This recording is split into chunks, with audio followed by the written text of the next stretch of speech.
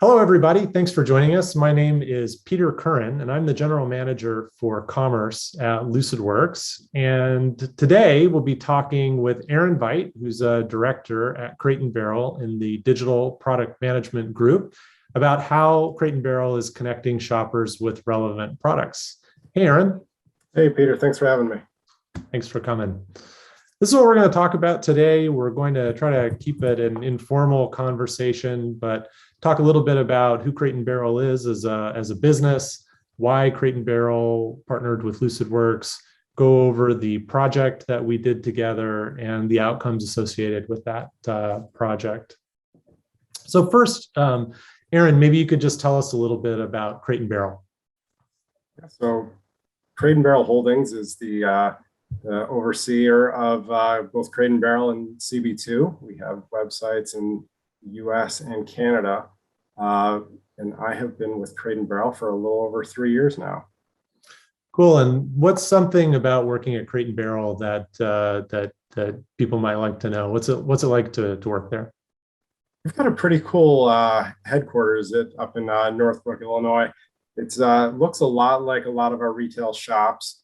What is very cool about our headquarters is we have a test kitchen and what appears like a fake store inside our corporate headquarters, which allows all associates visibility into some of the new items that are before they hit the stores. So really cool to be able to walk around a store inside headquarters and get to see all the new things before they're out in front of our customers. I've been once or twice. It is a really, really nice corporate headquarters. This vignette style that this particular slide is talking about is, I think, kind of represented on the slide itself here, where we see the sofa with the pillows and the art in the background and the plant and the bowl and the books and all the rest of it, the rug, all of that stuff, of course, available from Crate and Barrel and all works together in that room. I remember shopping, when I was much younger at, other places where they used to just kind of group all the sofas were in one place and all the chairs are in another place. There's a place with just pillows. It's kind of hard to see how the room comes together when you're shopping like that. Yeah, no, absolutely. And it's definitely changed my personal shopping, being more out in front of the product and getting to see it on a daily basis. It's very cool stuff. Very cool. So this conversation today is about the search experience on the Crate and Barrel websites. And this screenshot is taken from before you did your project with Lucidworks. So, maybe just tell me a little bit about, what kind of experience were your customers and your associates having with your previous technology? And this wasn't your first change, was it? You'd been on other platforms previously as well. Yeah, we have made our way through a couple of search providers over the past few years. We were using Endeca, then we migrated over to SLI prior to moving on to Lucidworks. We knew that we needed to find a new partner that aligned with some of our objectives. This search result page is not necessarily what we want to be serving up to our customers. So, we reference this often during the project for how we could get better. Yeah, you can see in a page like this the logic of the search engine at work. And it's a particularly deceptive example because here I've searched for magnet board, and the search engine has chosen to drop the word magnet and only search for the word board, and then give me these different cheese boards and things, which are all obviously irrelevant. The problem is, the sad thing is that you have magnet boards, right? You have this product, and the user is kind of maybe led to believe that you don't have that thing for them, and potentially they're going to leave. So it's a serious consequence. So maybe you could talk just a little bit about what that was like in your previous platform. It looks like had limited machine learning features. why does that matter? Why do you need machine learning features in a search platform today? Yeah, I mean, we have a large and very talented merchandising team, but as we all know, there's only so many hours in the day. We have a busting SKU count that continues to rise as we continue to expand our assortment. But in addition to having a robust assortment, it comes in many different customizable colors. So it's really challenging for the merchant team to be able to stay on top of merchandising and being so granular and manually updating search terms along the way. We have product categories for both indoor, outdoor, all aspects of the home. So it really puts the burden on our merchandising team in order to be continuously making updates and enhancements and improvements to search results. So we knew that we needed to quickly be pivoting over to machine learning as the SKU count continues to grow. Yeah, so it kind of gives you the ability to scale and keep up with your assortment breadth. You guys sell something for every room inside and outside of a home or business for that matter, and so I could see why it'd be difficult to keep up. The other side of that, though, is something I wonder about. So it's like you can make the argument for machine learning, but then what is the point of the merchandising tool? Why if you want to kind of lean into automation and machine learning, why do you still need the merchandising tools? So with new products hitting the site all the time, we do want to make sure that some of our new product launches are bubbling to the top. We have new collaborations that are constantly hitting. We have seasonal items for everything from both holidays and then for summer and winter and so on. So we do want to make sure that we are relevant with the times, not only to show off the new products, but also the seasonal products. There's a different product that a customer is going to be searching for during the summer versus the winter. So it is important to still have some level of merchandising capability. Yeah, I think the other thing too is that you guys are trendsetters, right? And so there are places and pages and parts of the user journey where you need to be very deliberate about inserting the merchandising team's perspective on where the user is at in that journey. It kind of reminds me of the the self-driving car, that you or at least I wouldn't get into a self-driving car unless it also had a steering wheel and brakes, right? Yeah, absolutely. So what did the result of the project look like? Did you guys see any kind of commercial benefits from switching to Lucidworks? So I'm not able to divulge too much the specifics around the improvements, but I can tell you that we have noticed higher conversion. There's an increase in add to carts and order value as we are continuing to serve up more relevant items to our customers. Yeah, it makes sense, right? If somebody, if you have 1,000 people who come looking for a magnet board, some percentage of them are going to leave. They're not, even if they were there to buy, they're going to get flummoxed by the kind of the steps that you need to put them through in order to find the product. So it makes sense that you would see a better commercial outcome. So maybe talk to us a little bit about what the process was like. So it looks like from the timeline here that everything started for you in January of 2020. So you, I guess, went through your holiday peak period in 2019 and then started the process in 2020. How did you go about looking for a new vendor?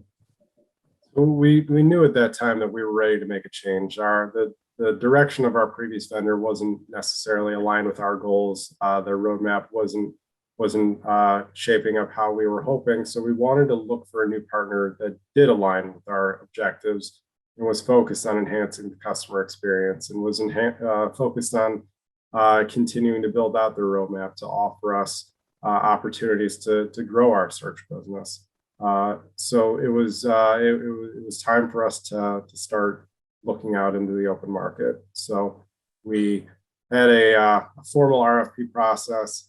went out to more vendors than I'd like to admit, and we were able to have great meetings and conversations with the Lucidworks team, and it's when we were able to start making some great decisions to partner with Lucidworks. Well, we appreciate the partnership. One of the things I see on this slide is talk about a proof of concept that you did about a year ago in the fall. Why did you want to do? Vendors like to avoid proofs of concept. They like to go straight into the contract. Why did you want to do a proof of concept?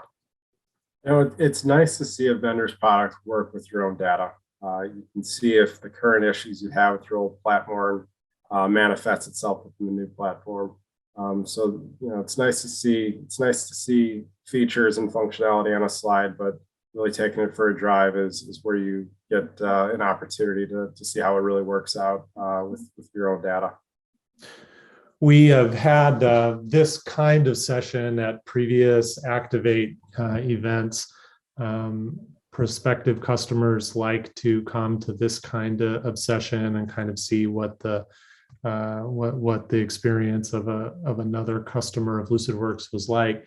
Man, you guys got live pretty quickly, right? Looks like you were able to get everything up and going in something like 3 months.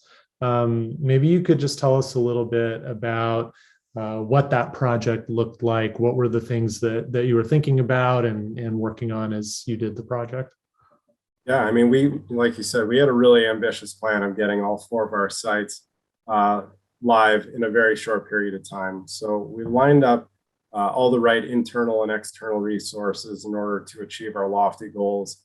We were meticulously documenting along the way to make sure that we were prepared for when we were to start the project, because had we not put in all the prep work and had all the dialogues leading up to the project kickoff, we would have been behind the 8 ball before we even started. So we did our due diligence to make sure that we were as prepared as could possibly be, both from a resource perspective, but also documenting everything that needed to be documented for the kickoff and ultimately to start getting the work underway.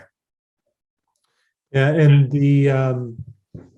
I think that some of the things that you were able to keep as part of the old system, like the way you were sending feeds in, things like that, those kinds of, if you can kind of count on some of those things as assumptions going into the project that they're not going to change, then it kind of gives you a much better likelihood of a timely success than kind of tearing everything apart. Yeah, absolutely. So we took a real deep dive into how the data and signals needed to be delivered. There was a huge difference that Trade had data delivery information before our discovery kickoff. And then at our discovery workshops, both the Crate and Lucidworks teams, we were well prepared. We came to the table with the right resources, as I mentioned, and both teams were asking the right questions. The integration, communication, and meeting structures worked really well.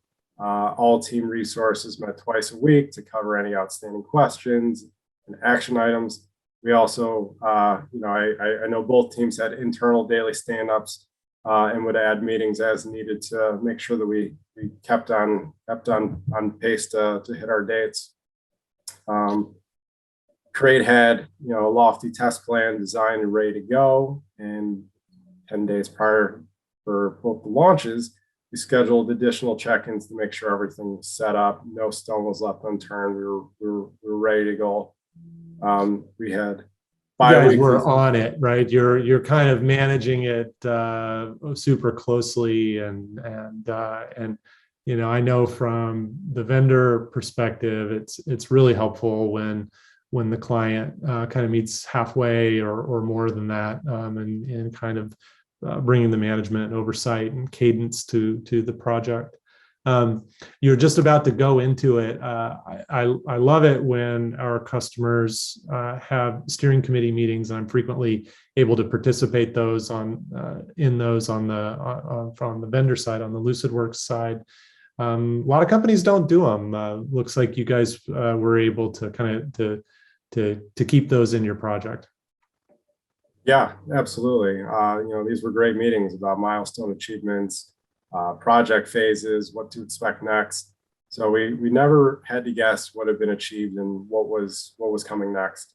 Then for the launch day, all hands on deck, make sure that everything went smoothly, and fast follows and issues were addressed immediately. So the Lucidworks team was available to us to make sure that they were answering questions as needed, and they continue to do so. And Lucidworks fully manages and runs all of your infrastructure and all of that kind of stuff for this as well. Great. So let's look at after. So we talked about magnet board before. Here you can see that there's in fact a magnet board. Kind of interesting that it suggests some other terms. Some of those are more relevant to one of the words, in this one case, magnet, than they are to the word board. But the important thing is that the reversible whiteboards and the kids' easel come back, showing the customer that you've got something for them. When I look at another example of a before and after, this is kind of an interesting one. Boucle, not a word that I use every day. I bet you have a lot of words like this that are not necessarily part of everybody's vocabulary, but like if you're a designer and that is the fabric that is going to provide the right kind of texture and appeal to your client, it's really important. And so you can see at the top here before, it appears that it's kind of a little bit hard to see, but it appears that it probably came back with some of the right products. Maybe the first one is a Boucle product, but the others are velvet. Certainly the blue ones are velvet and not relevant. And then in the after, it's all Boucle. So you see this kind of outcome. You're giving people the breadth of your assortment with that Boucle feature so that they can now narrow what they're looking for and drill in. Let's look at this one. This is a search for Pompas. And to my eye, I don't see a huge difference at first glance. Pompas are these big feathery plumes. I think it's a grass. I don't think it's a feather, but kind of looks like feathers. And you've got them, it looks like they can be stuck into like a frog type thing, as well as arranged in a wreath. The only difference I can see between the first one and the second one is that the before, has the vase. Why do you think it's important to be that specific about your, sort of your critique of what search should come back with? Yeah, I'd say one of the more important elements of the search experience is the filtering, is the filters and sort features. These can easily get messed up if inaccurate search results are served up to the customer. So being able to help customers narrow these results can lead to improved conversion. Yeah, so you can imagine if there were not just one vase, but there were 400 vases and 11 Pompas relevant items, all of a sudden all of those filters and sorts would be all messed up. I wouldn't be able to sort from lowest price to highest price and actually hope to only look at the Pompas products. So cool. So maybe we could talk for a minute around what's new on the site from your previous platform, and then just a minute or so about what's coming next. So you've added search with Fusion. It looks like you plan to add browse as well. Yep. And then maybe you could talk just a little bit about type ahead. Product suggestions is something that you have seen in the type ahead experience for some sites for quite a while. Looks like that's new to Crate and Barrel. Why did you decide to add that? Why do you think showing products in type ahead is an important thing to do? And we like to think of ourselves as an inspirational brand. So it's probably better to show the customers what the options are, what else is out there. People do react strongly to our kinds of products when they see them, and it tests better. So it's a nice way to drop the user to the bottom of the funnel to a page where they can convert. So this is more convenient for the customer, and it cuts out the possibility that they'll get distracted in filtering and sorting on the page. So it's really a nice feature. It's interesting too that you have query for query recommendations on the search results page. I've seen that feature before in a few sites. I know eBay has used it for quite some time. Kind of really huge assortment sites like Amazon and eBay tend to have that kind of thing. Cool to see it come to Crate and Barrel. Why did you guys decide to do that? Yeah, I think it's helpful for our customers. It gives them ideas for how to further explore um, the site, and might be more relevant than whatever terms occurred to me the first time I searched, and it might also be give the customer better ideas, different ideas of other ways of searching for an item. I think it kind of gives the consumer a little bit of a feeling that they're on an adventure, that they're on kind of a treasure hunt, and they are being helped by the site in their journey to kind of discover different kinds of products. So it's helpful both when I'm on a mission to get something specific, as well as when I'm really just looking for inspiration and not necessarily looking to transact right now. So in terms of what's next, I see some improvements to user experience, some back end things that you're doing, like being able to experiment with one model against another model. Maybe you could talk a little bit about that last bullet there. What are you guys doing around omnichannel, and why does it matter? I mean, omnichannel is so important for us right now. Is the retail industry, and all industries for that matter are hit with the supply chain issues. We really want to give our customers the ability to shop where they want, how they want. So being able to let customers know which items are available in stock in stores, which items are available for buy online, pick up in store, which items can be shipped to the customer from a store. So being able to serve up, these types of opportunities to our customers is really key for us going into peak. As we look ahead to, what's to happen next with the supply chain. So being able to offer different types of experiences for customers to shop where and how they want is super important to us.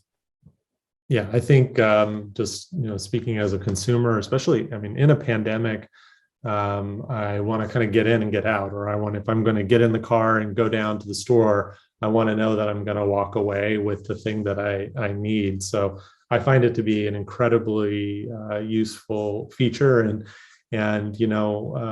people who buy things online and pick them up in the store almost universally end up spending more when they go into the store. So it's a sound commercial decision apart from just a really nice user convenience. So that's great.